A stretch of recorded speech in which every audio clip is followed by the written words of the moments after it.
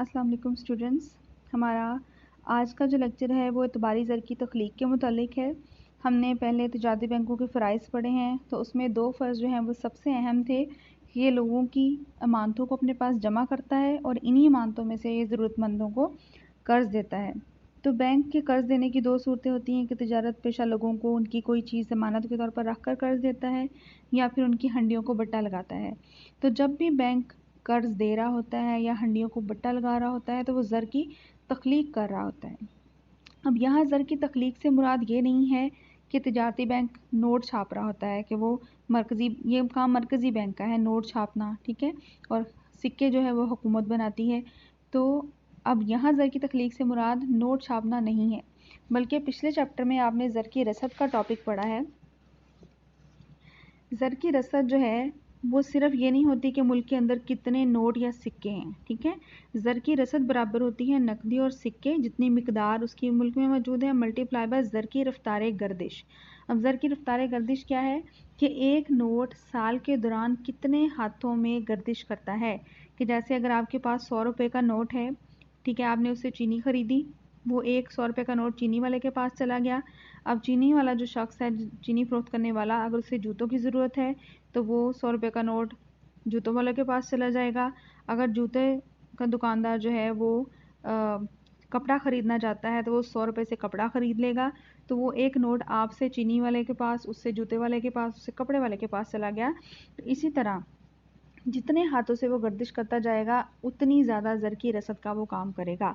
जैसे कि अगर 100 रुपये नकदी की सूरत में 100 रुपये हैं तो वो 100 जो है वो ज़र की रसद नहीं है, बल्कि अगर उस 100 रुपये से वो 100 रुपया जो है एक साल के दौरान 10 हाथों से गुजरा है तो वो 100 मल्टीप्लाई बाय 10 1000, तो वो एक 100 रुपये ने 1000 रुपये की रसद का काम किया है, क्योंकि वो एक 100 रुपया एक साल के दौरान 10 दफ़ा इस्तेमाल हुआ है, ठीक है। तो जितनी मुल्क के अंदर नकदी और सिक्कों की मिकदार मौजूद होती है मल्टीप्लाई बाय ज़र की गर्दिश, वो ज़र की रसद कहलाती है। अब मरकज़ी ये तिजारती बैंक जो हैं वो ज़र की तख्लीक किस तरह करते हैं कि वो रुपए को गर्दिश में डाल देते हैं। कि जब हम लोग जो हैं वो अपनी अमानतें बैंकों में जमा करवाते हैं तो अगर वो सिर्फ बैंकों में पड़ी रहें और जब चाहें उसे निकाल लें तो फिर तो ज़र की तख्लीक नहीं होगी, क्योंकि ज़र की गर्दिश ही नहीं हो रही, वो बैंक में ही पड़ा है। लेकिन बैंक उन अमानतों को आगे ज़रूरतमंद लोगों को कर्ज़ देने में लगा देते हैं, ठीक है। तो वही लोग जो ही पैसे जो पहले आम लोग बैंक में जमा करवा कर गए हैं वही नकदी आगे और लोगों के पास चली जाती है। तो इस तरह ज़र जो है वो गर्दिश में चला जाता है और इस तरह ज़र की तख्लीक होती है, ठीक है। तो जब भी कोई शख्स बैंक में रकम जमा करवा कर जाता है तो बैंक का मैनेजर उसमें से ख़ास तनासब से रकम जो है वो रख लेता है नकदी की सूरत में। वो क्यों रखता है? क्योंकि जिस शख्स ने अमानत जमा करवाई है वो किसी भी वक्त अपनी रकम वापस मांगने आ सकता है, तो बैंक के पास कुछ रकम मौजूद होनी चाहिए कि जब भी कोई लेने आए तो वो उसे दे सके। तो एक ख़ास तनासब से मैनेजर ज़र नकद रख लेता है और बाकी रकम जो है वो गर्दिश में डाल देता है, यानी किसी को कर्ज़ की सूरत में दे देता है। तो इसकी हम एक एग्जांपल देखते हैं कि फ़र्ज़ करें बैंक में 1000 रुपये की नई अमानत जमा होती है और हम ये भी फ़र्ज़ करते हैं कि बैंक का मैनेजर उसमें से 20% रखेगा। तो 1000 रुपये का 20% जो है वो 200 रुपये हैं। तो 200 रुपये ज़र नकद की सूरत में रख लेगा और बाकी 800 रुपया जो है वो किसी को कर्ज़ दे देगा, यानी उसे गर्दिश में डाल देगा। तो जब भी बैंक के पास अमानत जमा होती है तो बैंक की बैलेंस शीट जो है वो इस तरह से बनती है। वाजबात लाइबिलिटीज़, यानी जब किसी ने नई अमानत जमा करवाई 1000 रुपये तो उस बैंक पर वाजिब है वो रकम, वो शख्स जब भी 1000 रुपये वापस लेने आएगा तो बैंक उसे देने का पाबंद होगा, ठीक है। तो ये 1000 रुपये वाजबात में लिखेगा और असासे में उसने क्या लिखा कि उसने उस 1000 रुपये में से ज़र नकद की सूरत में से 200 रुपये अपने पास रख लिए और 800 का कर्ज़ जारी कर दिया। अब ये जो 800 का कर्ज़ है ये उसने किसी शख्स को हमेशा के लिए नहीं दे दिया, बल्कि एक मुकर्रर मुद्दत के बाद वो शख्स उसको बैंक को वापस उसने रकम देनी होती है, ठीक है। तो 200 रुपये जमा 800 रुपये 1000 ये बैंक के जो हैं वो असासे हो गए। अब जब वो 800 रुपये का कर्ज़ किसी शख्स को देता है, अब वो 800 रुपये उस शख्स ने अपने घर में रखने के लिए नहीं लिए होते, बल्कि वो भी इससे कोई कारोबार करेगा, कोई ख़रीदारी करेगा, तो ये पैसे किसी और शख्स के पास चले जाएंगे और किसी न किसी सूरत में ये दोबारा बैंक की किसी शाख में जमा हो जाएंगे।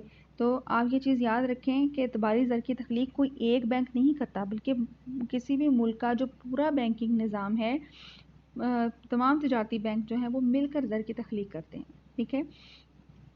تو وہ 800 روپے کسی نہ کسی بینک میں جمع ہو جاتے ہیں، اور اسی طرح پھر وہ بینک بھی اپنا بیلنس شیٹ کو اس طرح بنائے گا کہ نئی امانت اس کے پاس 800 روپے آئی، اس میں سے اس نے 20% نقد کی صورت میں اپنے پاس رکھ لیا. 1000 روپے کا 20% 200 روپے تھا، 800 کا 20% جو ہے وہ 160 روپے ہے. تو 160 روپے میں سے باقی پھر بچے 800 میں سے 640 روپے، جسے وہ آگے قرض دے دے گا، ٹھیک ہے. تو اس کے بھی واجبات 800 روپے اور اس کے اثاثے جو ہیں وہ بھی 800 روپے. تو اس طرح یہ عمل جاری رہتا ہے. اس کی ہم آگے اگزامپل دیکھتے ہیں کہ پہلے دور میں ایک بینک کے پاس 1000 روپے جمع ہوئے، زر نقد کا تناسب تھا 20%، اور اس میں سے 20% کے لحاظ سے 1000 میں سے 200 روپے اس نے زر نقد کی صورت میں رکھ لیے، 800 روپے کا نیا قرض جاری کر دیا، ٹھیک ہے. وہی 800 روپے پھر دوسرے دور میں کسی اور بینک میں جمع ہوئے، اس میں پھر بھی زر نقد کا تناسب 20% ہے، تو 800 کا 20% 160 روپے وہ اس نے زر نقد کی صورت میں بینک میں رکھ لیے اور 640 روپے کا قرض جاری کر دیا. پھر 640 روپے کسی اور بینک میں جمع ہوئے، اس کا 20% 128 روپے اس بینک میں جمع ہو گیا، اور 512 روپے اس بینک نے آگے مزید قرض میں دے دیے، ٹھیک ہے. وہ 512 روپے پھر کسی اور بینک میں نئی امانت کے طور پر جمع ہوئے، اس کا 20% 120.50 روپے جو ہے وہ زر نقد کی صورت میں رکھ لیا گیا، اور 409.50 روپے جو ہیں وہ قرض کی صورت میں کسی اور کو دے دیے گئے. اب یہ سائیکل چلتا جائے گا. کب تک چلتا جائے گا؟ جب تک یہ زر نقد 200 جمع 160 جمع 128 جمع 120 جمع 81 100 یہ 1000 روپے کے برابر نہیں ہو جاتے. جو امانت پہلی دفعہ آ کے جمع ہوئی ہوتی ہے 1000 روپے، جب تک کہ یہ زر نقد جمع ہوتے ہوتے اس کے برابر نہیں ہو جاتا تب تک یہ سائیکل چلتا جاتا ہے، ٹھیک ہے. اور جہاں زر نقد جمع کرتے ہوئے اس نئی امانت کے برابر آ جاتا ہے، وہاں پر پھر اس 1000 روپے سے جو زر کی تخلیق جتنی ہونی تھی وہ وہاں پر رک جائے گی، ٹھیک ہے. تو اس 1000 روپے کے جمع ہونے سے 4000 روپے کا نیا قرض جاری ہو گیا، ٹھیک ہے. اور زر کی تخلیق کتنی ہوئی؟ 5000 روپے، ٹھیک ہے. یعنی یہ زر نقد وہ اپنے پاس رکھتا گیا، نئی امانتیں جو ہیں جتنی جمع ہوتی گئی ان کو ہم جمع کریں گے تو ہمارے پاس کل زر کی تخلیق آ جائے گی، ٹھیک ہے. اور جتنا نیا قرضہ جاری ہوا اس کو ہم جمع کرتے جائیں گے تو وہ نیا قرض آ جائے گا. تو اس 1000 روپے کے بدلے زر کو گردش میں بار بار ڈال کر جو ہے وہ 5000 روپے تک زر کی تخلیق ہو گئی، کہ 1000 روپے کی نقدی نے 5000 کی زر کی رسد کا کام کیا. اس کا مطلب یہ ہے، ٹھیک ہے. تو زر نقد کا تناسب جتنا زیادہ ہوگا اتنے نیک کم قرضے جاری ہوں گے، اتنی زر کی تخلیق کم ہوگی. اور زر نقد کا تناسب جتنا کم ہوگا اتنے ہی یہ زر کی تخلیق زیادہ ہوگی اور نئے قرضے زیادہ جاری ہوں گے، ٹھیک ہے. تو اعتباری زر کی تخلیق کا جو فارمولہ ہے وہ کیا ہے؟ نئی امانت بٹا زر نقد کا تناسب. یعنی کہ نئی امانت کتنی ہے؟ 1000 روپے اور زر نقد کا تناسب تھا 20%، ٹھیک ہے. تو جب ہم 1000 کو ڈیوائڈ کریں گے 0.02 پہ 0.20 پہ، یعنی 20% پہ ہم ڈیوائڈ کریں گے تو وہ آتا ہے 5000 روپے، ٹھیک ہے. اسی طرح اگر یہ تناسب 20% کی بجائے 30% ہو تو زر کی تخلیق ہوگی 3333.33، ٹھیک ہے. یعنی کم تخلیق ہوئی ہے. 20% تھا تو 5000 کی تخلیق تھی، اگر زیادہ ہو گیا تناسب 30% تو کم تخلیق ہوئی ہے. وہ کس طرح سے کہ جیسے جب 20% تھا تو 1000 میں سے 200 روپے رکھ کر 800 روپے کا قرضہ جاری ہو گیا. لیکن اگر یہ تناسب 30% ہوتا تو 1000 میں سے 300 روپے وہ بینک اپنے پاس رکھتا اور 700 روپے کا قرض جاری کرتا، ٹھیک ہے. تو جتنا نقدی کی صورت میں وہ اپنے پاس رکھے گا، جتنی زیادہ مقدار زر کی، اتنا ہی وہ کم قرض دے سکے گا، اتنی زر کی تخلیق کم ہوگی، ٹھیک ہے. اور اگر یہ تناسب کم ہوگا جیسے کہ 20 کی بجائے 10%، تو 1000 کی نئی امانت جمع ہونے پر زر کی گردش کے ذریعے نئے قرضوں کے ذریعے 10,000 روپے کی تخلیق ہوگی. یعنی 1000 کا نوٹ جو ہے وہ 10,000 کی رسد کا کام کرے گا، ٹھیک ہے. تو اس طرح سے بینک جو ہے وہ زر کی تخلیق کرتے ہیں کہ جو نقدی اس کے پاس جمع ہوتی ہے امانتوں کی صورت میں اس کو وہ گردش میں ڈال کر زر کی رسد میں اضافہ کرتے ہیں اور زر کی تخلیق کا باعث بنتے ہیں، کی وجہ بنتے ہیں. ہاں جی، اب ہم نے پڑھنی ہے حدود یا بندشیں، یعنی زر نقد کی اعتباری زر کی تخلیق میں جو حدود یا بندشیں آتی ہیں وہ کیا ہیں؟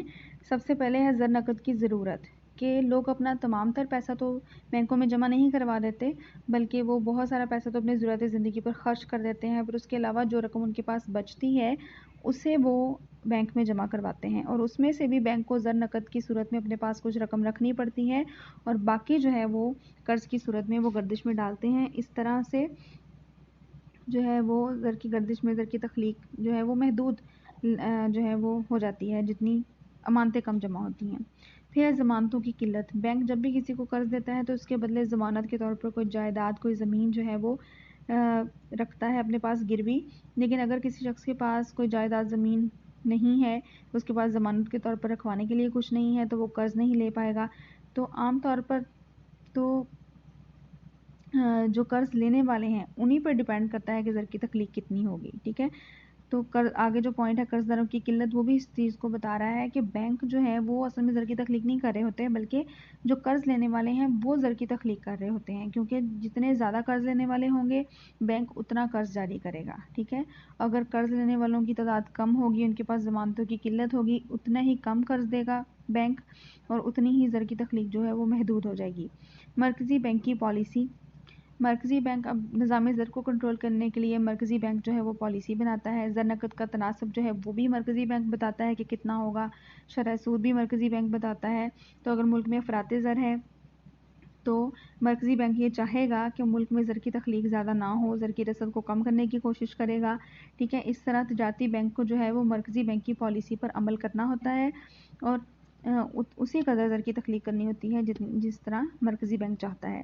اس کے بعد ہے زر نقد کا تناسب، وہ جو میں آپ کو پہلے بتا چکی ہوں کہ زر نقد کا تناسب جتنا زیادہ ہوگا اتنا ہی زر کی تخلیق کو بینک کم کرے گا، اور جتنا ہی زر نقد کا تناسب یہ کم ہوگا، جیسے 20% ہے تو 5000 زر کی تخلیق ہوئی ہے، 30% تھا تو 3333، اور اگر 10% تھا تو زر کی تخلیق 10,000 روپے تھی۔ تو زر نقد کا تناسب جتنا زیادہ ہوگا زر کی تخلیق اتنی کم ہوگی، اور زر نقد کا تناسب جتنا کم ہوگا اتنی زر کی تخلیق زیادہ ہوگی۔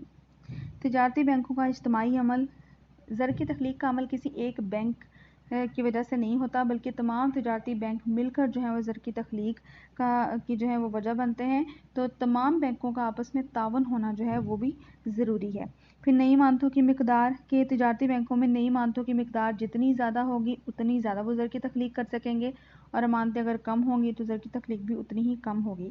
معاشی حالات۔ کسی بھی ملک کے معاشی حالات جو ہیں اس میں اتار چڑھاؤ جو ہے وہ سرمایہ کاری، پیداوار، روزگار، اس سب پر اثر انداز ہوتا ہے۔ اگر ملک کے اندر سرد بازاری ہے، صنعتیں بند ہو رہی ہیں، ٹھیک ہے، لوگوں کو منافع نظر نہیں آ رہا، تو اتنی وہ کم سرمایہ کاری کریں گے، کم قرض لیں گے، تو زر کی تخلیق کم ہوگی۔ اور جتنے معاشی حالات ملک کے اچھے ہوتے ہیں، لوگوں کو منافع نظر آتا ہے، زیادہ سے زیادہ وہ سرمایہ کاری کرنا چاہتے ہیں، تو اتنے ہی زیادہ لوگ قرض بھی زیادہ لیتے ہیں، اور اتنا ہی زر کی تخلیق میں اضافہ ہوتا ہے۔